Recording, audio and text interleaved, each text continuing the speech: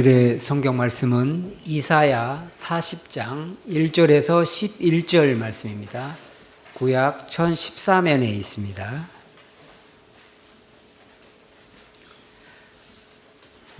너희 하나님이 이르시되 너희는 위로하라, 내 백성을 위로하라. 너희는 예루살렘의 마음에 닿도록 말하며 그것에게 외치라. 그 노역의 때가 끝났고 그 죄악이 사함을 받았느니라. 그의 모든 죄로 말미암아 여호와의 손에서 벌을 배나 받았느니라 할지니라 하시니라. 외치는 자의 소리여 이르되 너희는 광야에서 여호와의 길을 예비하라. 사막에서 우리 하나님의 대로를 평탄하게 하라. 골짜기마다 도두어지며 산마다 언덕마다 낮아지며 고르지 아니한 곳이 평탄하게 되며 험한 곳이 평지가 될 것이요 여호와의 영광이 나타나고 모든 육체가 그것을 함께 보리라. 이는 여호와의 입이 말씀하셨느니라. 말하는 자의 소리여 이르되 외치라.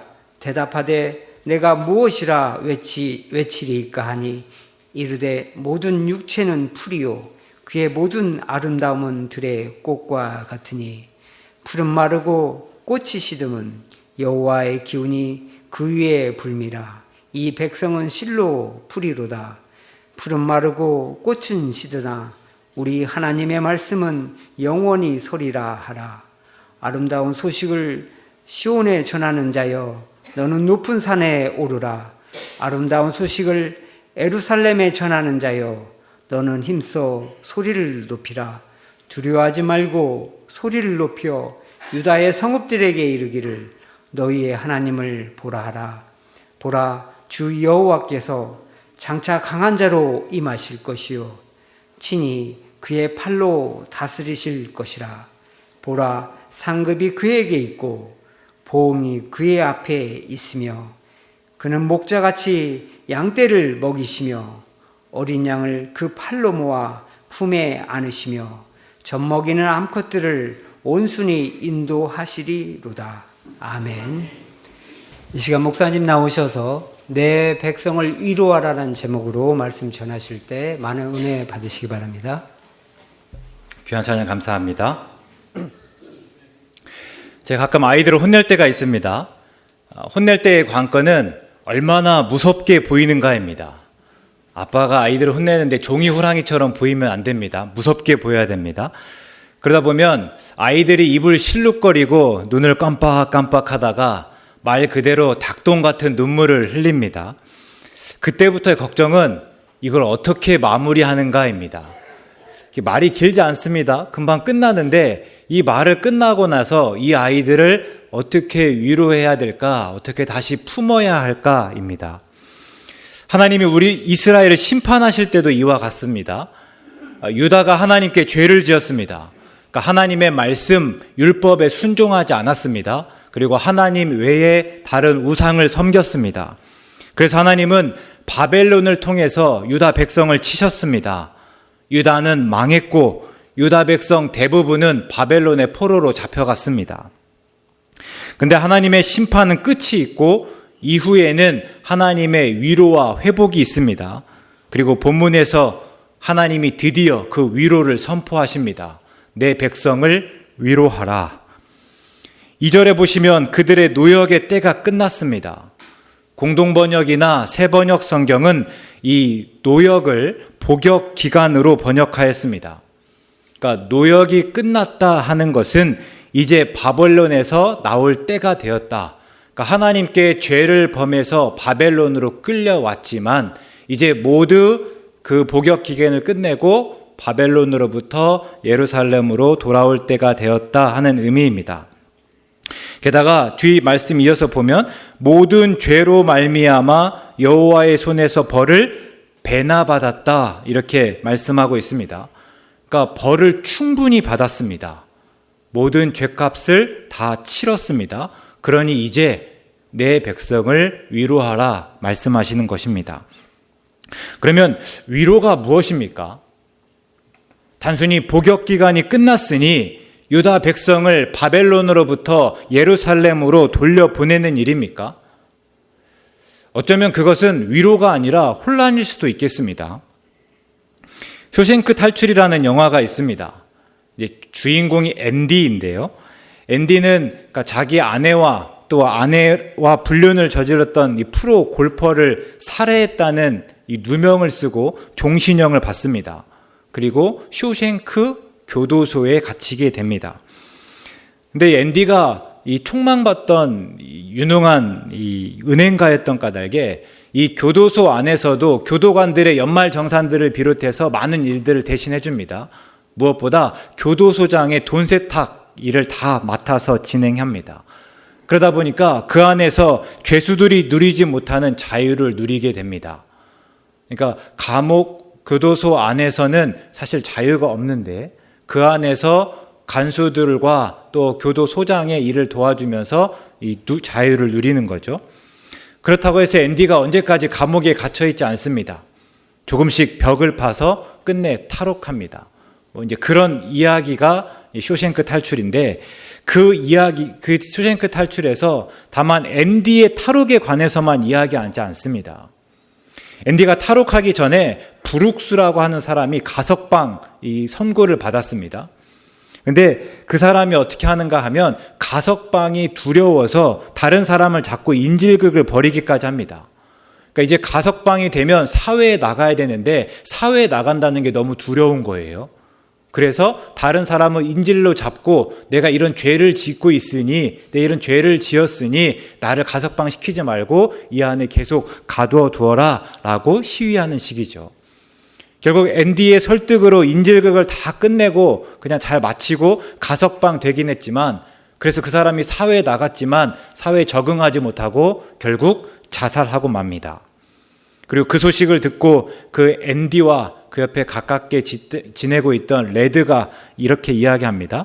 참 이상하지 이 감옥 벽들 말이야. 처음에는 싫어하다가 곧 적응하게 되어버리고 어느 순간엔 의지하게 되거든. 이런 이야기를 합니다. 근데 그렇게 말한 레드가 나중에 가석방을 당하고 그 위에 똑같은 과정을 겪습니다. 사회에 나왔는데 사회가 너무 변해 있습니다. 그리고 갑자기 주어진 자유가 너무나 두려웠습니다. 이 레드라고 한 사람이 나가서 마트 계산대에서 일하는데 한 번은 이렇게 손을 들어서 매니저를 부릅니다. 그러니까 매니저가 무슨 일이냐고 와서 묻는데 화장실 좀 다녀오겠습니다. 이런 이야기를 하죠. 그러니까 매니저가 하는 이야기고요. 화장실에 가는 것 정도는 그냥 네가 하면 된다. 그때그때마다 나에게 허락받지 않아도 된다 하면서 작은 핀잔을 줍니다. 근데 이 레드가 지금까지 40년 동안 교도소에 갇혀 있었습니다. 그러다 보니까 자기가 허락받지 않고 자기 스스로 이렇게 하는 게 굉장히 힘들었습니다. 그리고 레드가 이렇게 독백하는 장면이 나옵니다. 나는 두렵단 말이야. 나는 평생 허락을 받았어. 허락받지 않으면 소변이 한 방울도 안 나와. 나는 여기가 무서워. 다시 교도소로 돌아가고 싶어. 근데 어쩌면 당시 바벨론에 정착한 유다 백성의 심정이 이와 같지 않았겠습니까? 물론 처음에 유다가 망하고 성전이 무너지고 또 바벨론으로 다 잡혀왔을 때는 모든 것이 낯설고 힘들고 어려웠습니다. 그래서 시편 137편에서 시인이 어떻게 고백하는가 하면 우리가 바벨론의 여러 강변 거기에 앉아서 시온을 기억하며 울었도다 말하고 있습니다. 그러니까 바벨론으로 잡혀와서 그들이 할 수 있었던 일이 무엇입니까? 우는 일밖에 없었습니다. 늘 바벨론 강변에 앉아서 시온을 생각하면서 고향을 생각하면서 우는 게 전부였습니다.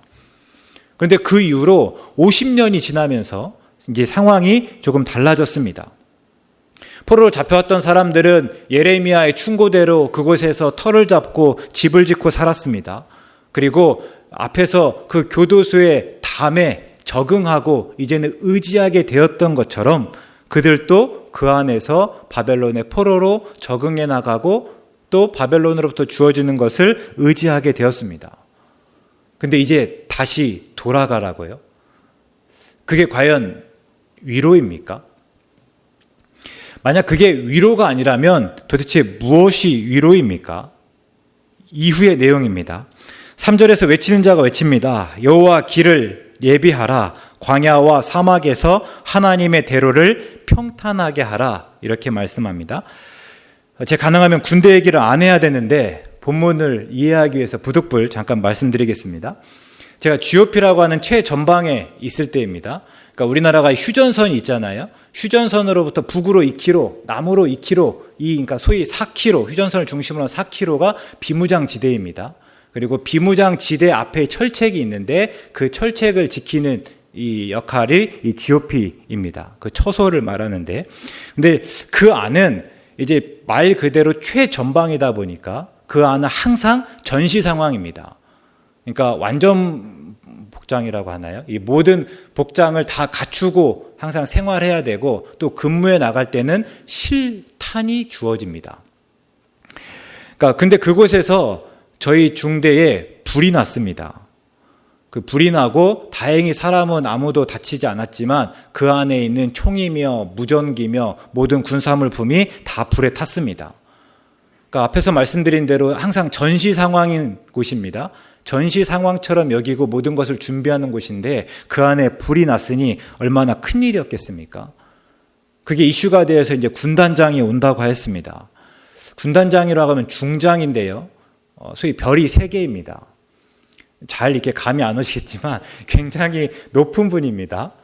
근데 군단장이 온다고 하니까 그 아래 사단장이 올 수밖에 없습니다. 사단장은 또 별이 2개입니다. 또 사단장이 오면 또 그 밑에 있는 사람들이 다 따라올 수밖에 없거든요. 그래서 우리 교회만한 중대였는데 우리만한 교회 중대에 소위 별 10개가 오게 됩니다. 그러고 나니까 이제 부대가 뒤집히는데요. 한 겨울이었습니다. 부대에서 이렇게 눈처럼 보이는 하얀 희끗한 것도 있었으면 안 됐습니다. 모든 지역에서 눈처럼 보이는 것은 다 제거해야 되고 얼음도 있었으면 안 됩니다. 그러니까 몇 날 며칠을 그냥 계속 한여름에 꽁꽁한 얼음 깨고 다니고 눈 쓸고 다니고 이런 일들이 했었죠. 그런데 더 재미있는 거는 이 헬기장에서부터 부대까지 오는 길이 한 3-4km 정도 되거든요. 나가봤더니 그 길에, 이건 일반 아스팔트 도로입니다. 군용도로가 아니라 일반 민간인들도 다 사용하는 그냥 아스팔트 길인데 그 헬기장에서 부대까지 그 모든 길에 흙이 깔렸습니다. 그러니까 덤프트럭 몇 대를 동원해서 그 길에 다 흙을 깐 거예요. 왜 그런가 하면 헬기장에서 부대까지 오는 길에 혹시 미끌릴 수 있어서 살얼음이 얼어서 그러면 군단장이나 이게 또 그 해를 입을까 해서 이렇게 대비했던 겁니다. 이게 본문에서 말한 여호와의 길을 예비하고 사막에서 하나님의 대로를 평탄하게 하는 일입니다. 4절에 보시면 모든 골짜기는 메우고 산과 언덕은 깎아내리고 거친 들은 평탄하게 하고 험한 곳은 평지로 만듭니다. 근데 왜 그래야 한다고요? 하나님이 오시기 때문입니다. 하나님이 왕으로 오시고 왕이신 하나님이 오시기 때문에 거기에 맞춰서 대비하는 일입니다. 근데 이게 우리에게 위로입니다. 위로는 다만 유다 백성을 예루살렘으로 돌려보내는 것이 아니라 하나님이 유다 백성에게로 돌아오는 일입니다. 바벨론의 포로로 잡혀왔을 때 그 유다 백성은 모든 것을 다 잃었습니다. 나라는 망하였습니다. 그동안 우리가 그를 의지하였던 성전은 불에 탔습니다. 가족과 친척은 다 뿔뿔이 흩어져 버렸습니다. 무엇보다 하나님의 버림을 받았고 하나님을 잃었습니다. 철석같이 믿었던 하나님이 이제는 우리의 대적이 되어서 우리와 싸우셨습니다. 우리를 치셨습니다. 더 이상 하나님의 신실하신 사랑을 기대할 수 없었습니다. 아무리 하나님을 불러야 하나님이 대답하지 않았습니다. 그런데 이제 그 하나님이 돌아오십니다. 6절부터입니다. 모든 육체는 풀과 같고 들의 꽃과 같다 말씀합니다. 그러니까 모든 육체는 풀과 같고 들의 꽃과 같아서 하나님의 입김에 풀처럼 마르고 들의 꽃처럼 시듭니다. 그 모든 육체 중에 누가 있는 거죠? 유다 백성이 있습니다. 유다 백성은 한때 하나님의 백성이었습니다. 그러나 하나님의 입김에 지금은 그 영광이 사라지고 노역의 때 가운데 있습니다. 그런데 이제 하나님이 그들을 다시 내 백성이라 부르며 그들을 위로하라고 말씀하십니다. 이제는 노역의 때가 끝났다 합니다. 그 죄값을 충분히 치렀다 합니다. 그리고 하나님이 다시 그들에게 구원이 되시고 소망이 되신다 말씀하십니다. 이게 위로입니다. 그래서 이제 하나님께 주목해야 됩니다. 그동안 낙심하고 좌절하고 그러면서 하나님을 잊고 살았다면 이제 다시 하나님을 바라보아야 합니다. 이게 9절의 말씀입니다. 아름다운 소식을 시온에 전하는 자여 너는 높은 산에 오르라. 아름다운 소식을 예루살렘에 전하는 자여 너는 힘써 소리를 높이라. 두려워하지 말고 소리를 높여 유다의 성읍들에게 이르기를 너희의 하나님을 보라 하라. 물론 이때 바벨론의 힘이 여전히 강합니다. 그래서 하나님의 말씀을 선포하는 일이 어렵죠. 그래서 하나님이 말씀하시는 게 높은 산에 오르라. 그리고 힘써 소리를 높여라. 특별히 두려워 말라. 성경에서 하나님이 두려워 말라 하실 때는요, 항상 두려운 상황입니다. 두려운 상황이기 때문에 그만큼 두렵기 때문에 그러다 두려워하지 말라 말씀하시는 거고 또 말하라 명령합니다. 그만큼 하나님의 말씀을 선포하는 일이 쉽지 않습니다. 그러나 하나님은 그런 유다 백성에게 하나님께 주목하라고 전령을 보내셨습니다. 우리가 바라볼 분은 하나님입니다. 잊은 듯 소홀하고 있었지만 우리가 주목하고 주의할 분은 오직 하나님이다 하는 것을 말하게 합니다. 아무리 바벨론이 강해야 바벨론을 비롯한 모든 육체 또 모든 나라들이 다 강해야 그들은요 하나님의 입김 한 번이면 다 마르고 시들입니다. 그리고 하나님의 말씀만이 영원히 섭니다. 그래서 우리가 집중해야 할 분은 하나님뿐이다. 하나님이 이렇게 전하라 말씀하십니다. 하나님이 다시 유다 백성의 하나님이 되십니다. 근데 하나님의 위로가 여기에서 끝나지 않습니다. 하나님이 돌아오셨을 뿐만 아니라 하나님이 유다 백성에게 돌아오셔서 다시 유다 백성의 하나님이 되셨을 뿐만 아니라 앞으로 하나님이 다스리신다 말씀하십니다. 10절입니다. 보라, 주 여호와께서 장차 강한 자로 임하실 것이요 친히 그의 팔로 다스리실 것이라. 하나님이 처음 이스라엘을 그의 백성으로 삼으실 때를 떠오르게 합니다. 출애굽기 19장 5절과 6절의 말씀인데요. 세계가 다 내게 속하였나니 너희가 내 말을 듣고 내 언약을 지키면 너희는 모든 민족 중에서 내 소유가 되겠고 너희가 내게 대하여 제사장 나라가 되며 거룩한 백성이 되리라. 하나님이 이렇게 이스라엘 백성을 자기 백성 삼으셨지 않습니까? 근데 다시 말씀하시는 거예요. 다시 그들을 내 소유, 내 나라, 내 백성으로 삼으십니다. 11절에서 목자와 양떼 역시 마찬가지입니다. 다윗의 시에서처럼 목자는 양떼를 푸른 풀밭과 쉴만한 물가로 인도하십니다. 하나님이 그런 분입니다. 그런데 동시에 여기에서 목자는 구약에서 흔히 보듯이 정치적 지도자나 왕을 의미합니다. 그래서 하나님이 유다 백성의 왕이 되시고 하나님이 통치하시는 하나님의 나라를 이루신다 하는 선포입니다. 그리고 그게 바로 9절의 아름다운 소식입니다. 이 아름다운 소식이 무엇인지에 대해서는 이사야 52장 7절에서 더 구체적으로 소개하고 있습니다. 좋은 소식을 전하며 평화를 공표하며 복된 좋은 소식을 가져오며 구원을 공포하며 시온을 향하여 이르기를 내 하나님이 통치하신다 하는 자의 산을 넘는 발이 어찌 그리 아름다운가. 좋은 소식, 평화, 복된 좋은 소식, 또 구원 다 같은 말입니다. 그러면 그 무엇이 좋은 소식이고 또 무엇이 평화이고 무엇이 구원입니까? 그 뒤에 나오는 말씀입니다. 내 하나님이 통치하신다. 하나님이 다스린다 하는 소식이 우리에게 이 좋은 소식이고 평화이고 구원이다 하는 말씀입니다. 앞에서 쇼생크 탈출의 대사를 인용하면 하나님은 교도소에서 적응하고 그 벽에 의지하여 살아가는 것이 아니라 하나님이 통치하시는 하나님의 나라에서 참 자유를 누리며 살아가게 하십니다. 이게 바벨론의 포로로 잡혀와 있는 유다 백성에게 주시는 하나님의 위로이자 또한 대림절에 우리에게 주시는 위로입니다. 예수님이 오셨습니다. 우리는 죄를 지음으로 하나님과의 관계에서 끊어졌습니다. 그러니까 죄로 죽은 자입니다.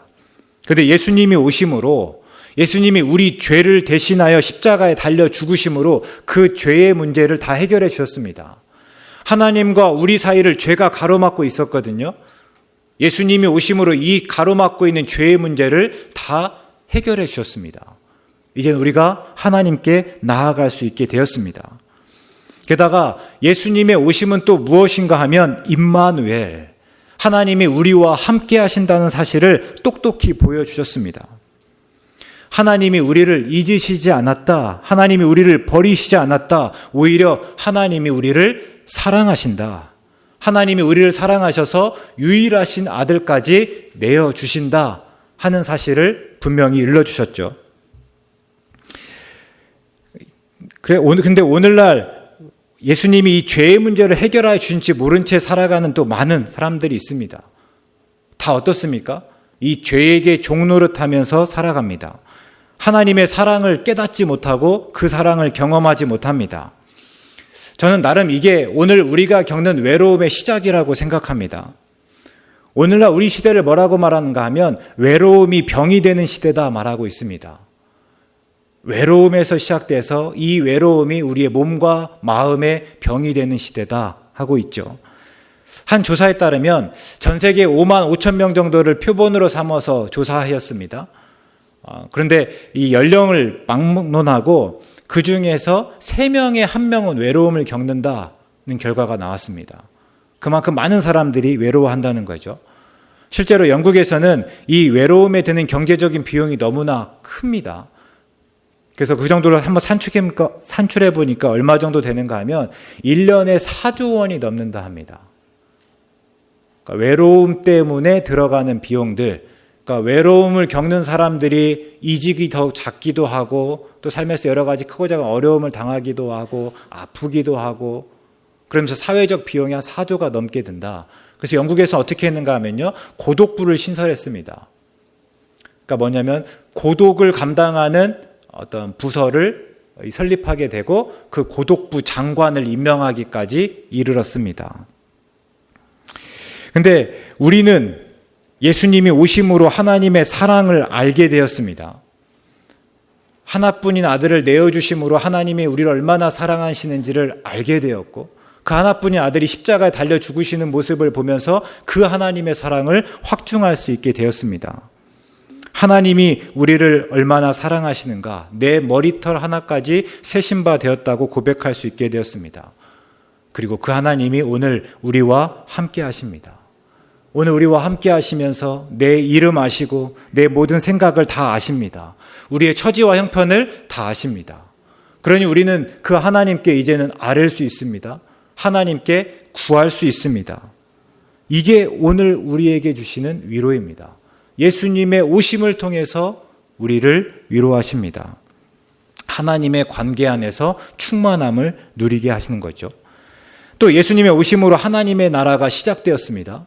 그리고 예수님의 다시 오심으로 그 하나님의 나라를 온전히 이루십니다.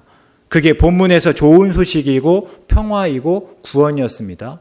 오늘 우리는 이 좋은 소식과 평화와 구원을 뭐라고 고백하죠?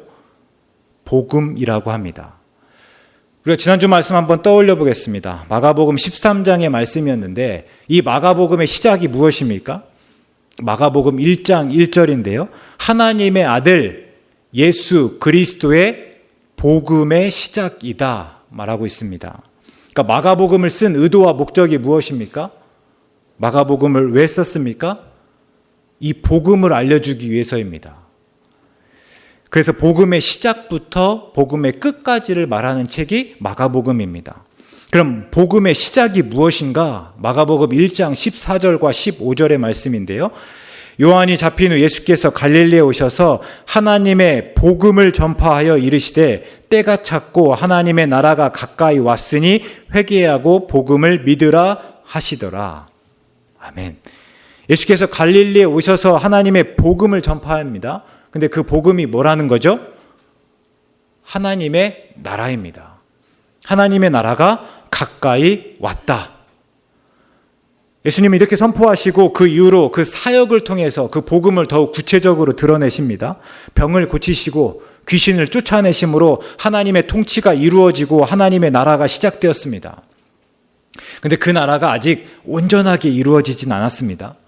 그럼 하나님의 그 나라가 언제 온전하게 이루어집니까? 예수님이 다시 오실 때입니다. 예수님이 우리 죄를 대신해서 십자가에 달려 죽으시고 사흘 만에 부활하시고 하나님 보좌 우편에 앉으셨습니다. 근데 예수님께서 언제까지 거기에만 계시는 것이 아니라 처음 오셨던 것처럼 마지막 때에 구름을 타고 큰 권능과 영광으로 오셔서 자기 백성을 땅끝에서부터 모으시겠다. 이게 지난주 말씀이지 않았습니까? 그때입니다. 예수님께서 다시 오셔서 자기 백성을 땅끝에서부터 모으실 때, 그때 하나님의 나라가 온전히 이루어집니다. 그리고 그때 우리가 그 하나님 나라의 백성이 됩니다.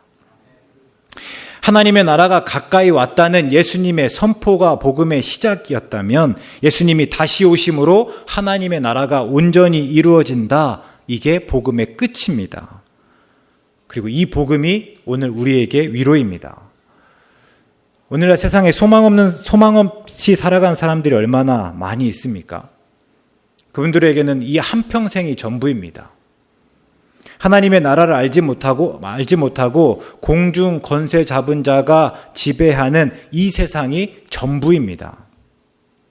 그러니까 그 가치에 따라 살다 보니까, 그 기준에 따라 살다 보니까 어떻습니까?